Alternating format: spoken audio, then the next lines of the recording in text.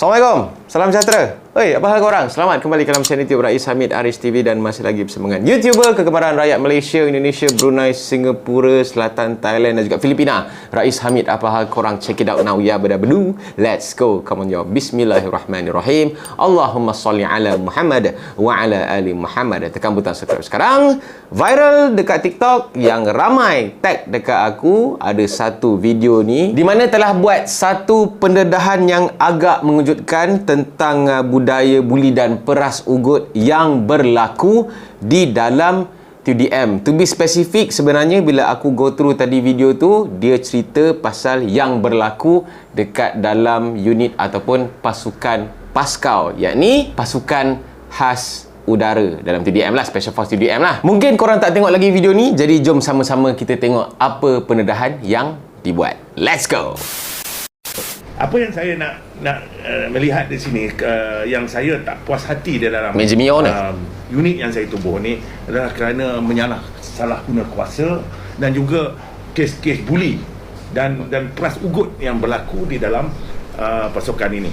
Jadi dia bermulanya masa dah 12 tahun dah saya perhati ni, saya benda ni report polis saya dah buat apa dan sebagainya. 12 tahun bila anak saya dia buat kursus asas komando tu, saya terkejut di peringkat paya dia. Anak meja mio lah.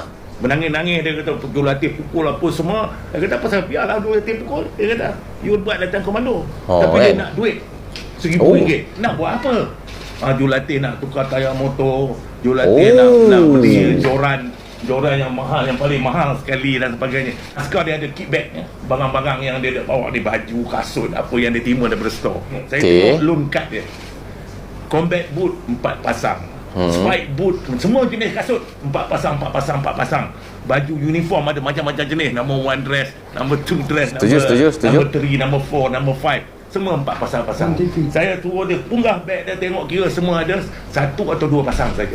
Tapi setiap rekrut sign di situ 4 pasang. Apa tak berlaku pada dia? Boleh nak return lah. Apabila anggota tu dia berhenti askar besok, dia akan kena pulang balik. Barang-barang ni, kasut kena pulang, baju kena pulang, yang mana balik dia dah tukar ke tak kira lah, dia kena pulang balik. Kalau tak cukup semua 4, dia kena potong lah dia daripada dia punya gratuity ke, dia punya apa punya pencen ke kan? Ini perkara yang saya rasa yang tak patut, yang pegawai sama ada benda ni pegawai buat ke ataupun peringkat bawah yang jaga store ni ke buat. Ini perkara macam ini, saya rasa askar ni dalam perkhidmatan pun dia anaya.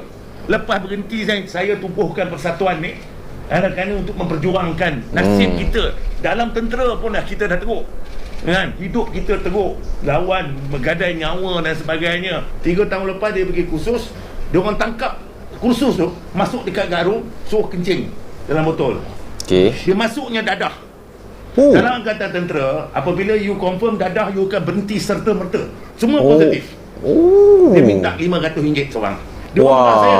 Dia marah anak saya. Bila anak saya, dia orang tahu anak saya lambuh saya, dia pukul anak saya sampai hematoma dalam otak tu. Saya pergi x-ray, 2 hematoma dalam otak. Saya buat report, dia ikat ni dawai, ini gantung anak saya telanjang, ambil buluh pukul badan semua, ambil batang cangkul pukul ke kepala. Jadi saya kata komando kan, saya komando, saya tahu benda macam ini tak ada. Tapi bila saya tengok anak saya ada pitam mati, dia dah tak boleh, dia lembik tau. Anak saya masa demam dia suruh lari 10 km, 7 km dia pensan. Pensan tu dia cabut piring kan. Saya dapat tahu panglima yang ada sekarang ni, anak dia pun komando, berenang pun tak boleh, macam batu, tapi lulus. Duduk dengan dia sebab Air Force ramai panglima. Mes saya dengar, duduk dekat mes, makan semua apa, tak ada buat apa. Sekarang ni bila saya komplain macam ni, ada siasatan yang sedang berlaku. Benda ni dia nak suruh anak dia crash course belajar berenang. Dia berenang apa, dia allow tiap bulan you diri you komando, tapi tak boleh berenang macam batu. Sebutlah siapa panglima tu. Ini semua menyalahgunakan kuasa macam ini. Saya rasa tak sebut pula. Dia naik jadi apa ni, pegawai mentah pun saya tengok dia punya CEO apa ni, PASKAU, dia punya timbalan dia tu perut besar buncit macam tu. Tak sangka yang dia buat anak saya tu macam ni lah. Dan take revenge on the father for being vocal. Mungkin dia marahkan saya. Yeah. Marahkan saya kerana personal lah ni. Saya vocal. Mungkin korang tak kenal, yang pakai beret biru tu dia adalah seorang bekas tentera, bekas komando, iaitu Major Besara Mio Rosli Mio Jaafar, Presiden Pertubuhan Suara Patriotik Rakyat Malaysia, SPRM. Kalau korang ingat, pada tahun lepas yang ada perhimpunan, bukan perhimpunan lah, orang kata lebih kurang macam perkumpulan macam tu sebab tak nak nampak macam satu perhimpunan kan. Major Mio ni dia boleh kata antara yang mengetuai lah suara-suara veteran yang menuntut 4 perkara lah. Dia adalah pasal pelarasan pencen, pasal Airline Pingat Jasa Malaysia dan macam-macam lagi lah yang dituntut oleh veteran. Aku terkejut dengan pendedahan Major Mio ni sebab dari kalangan TUDM, anggota pegawai apa semua ni, sebab korang pun tahulah TUDM ni ada banyak cawang, ada pilot, ada engineer dan sebagainya. Jadi bila bercakap pasal komando, dari segi training, dari segi operasi dan sebagainya, dorang ni sangat-sangat sekretif. Tapi memang betul lah, kalau training komando ni, kalau diceritakan 100% macam mana dorang punya latihan, memang korang-korang yang civilian ni kalau dengar, memang korang cakap ini sangat kejam, tak masuk akal, ini dah luar daripada norma manusia. Tapi itulah what it takes to be a special force, to be a komando. Pendedahan yang dibuat oleh Major Mio ni bagi aku sangat-sangat patutlah, sebab baru tahulah, kena peras ugut lah, itulah, sampai pendarahan lah, itulah, inilah. Memang patut. Dan supaya lepas-lepas ni tak adalah lagi benda macam ni terjadi. Tapi cuma persoalan aku secara personal lah, yang ni bukanlah kata aku hati busuk ke apa.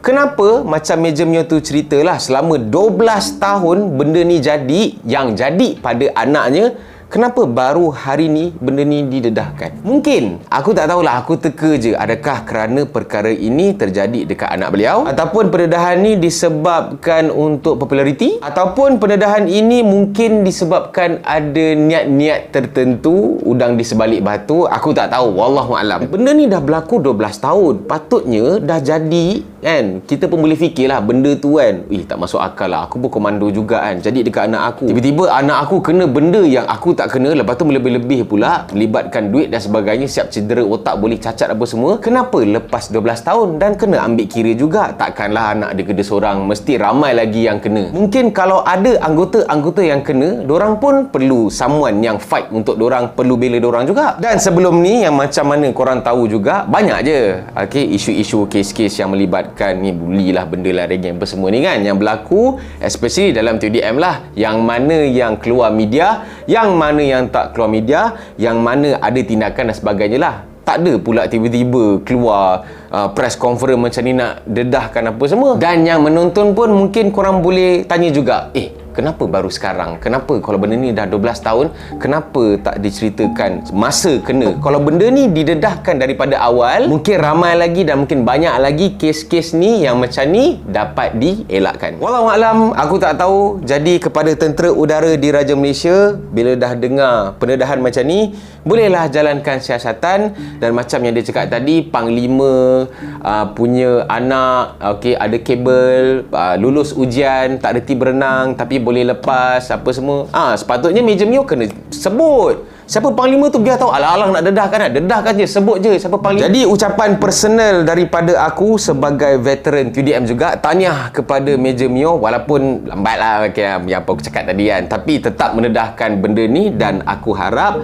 pucuk pimpinan TUDM, ATM bolehlah look into this matter dan bolehlah ambil tindakan siasat dan juga kita elakkan daripada benda ni terjadilah. Mungkin ada lagi satu persoalan yang korang tertanya-tanyalah, kenapa benda ni banyak kali jadi dan tidak dihebahkan dekat media? Aku bagi tahu dekat sinilah. Dalam tentera ni, dia adalah organisasi yang ada undang-undang dia sendiri, ada penjara dia sendiri, ada mahkamah dia sendiri. Banyak kes-kes yang berlaku sebelum ni, banyak yang telah diambil tindakan, tapi internal je lah. Sebab tentera ni, dia tertakluk di dalam peraturan Angkatan Tentera ataupun undang-undang tentera tu sendiri. Jadi bila benda ni didedahkan dekat umum, orang akan pukul rata. Sebagaimana yang korang pun sendiri mungkin tengah fikir sekarang lah, tentera ni macam ni, nanti semua orang masuk, semua orang kena katuk dengan cangkul lah, nanti semua orang yang join, semua orang kena pau. Dan lama kelamaan timbul pula satu perasaan, tentera ni teruk, aku tak akan bagi anak aku masuk tentera. Jadi kita biarkan pendedahan ini disiasat oleh pihak-pihak yang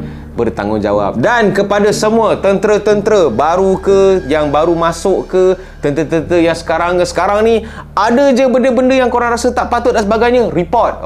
Report, patut buat PC, press conference, cerita, dedahkan. Silap-silap satu hari nanti, semua takut nak masuk tentera. Semua pukul rata, semua cakap, oi, ni tentera ni semua ni tak ada, okey? Tu tak payah masuk tentera. Jadilah TikTokers ke, jadilah YouTuber ke, jadilah apa kau nak jadi. Asalkan jangan jadi askar. Renung-renungkan, fikir-fikirkan, jangan koyak siapa makan cili dia terasa pedas. Ini hanyalah pandangan aku secara peribadi. Jangan risau, pandangan aku tak kacau periuk nasi orang, tak kacau gaji orang, tak kacau dosa pahala orang lain. Kalau korang suka dengan video ni, mungkin pendapat aku ni menarik untuk korang bolehlah share. Dan kalau korang ada komen, mungkin setuju, mungkin tak setuju, ikut sekata korang. Bincang-bincangkan dekat ruangan komen. Dan jangan lupa untuk tekan butang like, butang subscribe dan juga butang loceng untuk notification video-video daripada channel YouTube Rais Hamid selepas ini, insya-Allah, supaya terus maju TUDM, supaya benda-benda yang berbentuk penganiayaan, pau duit apa semua ni boleh kita banteras dan supaya benda ni tak berulang. Semoga semuanya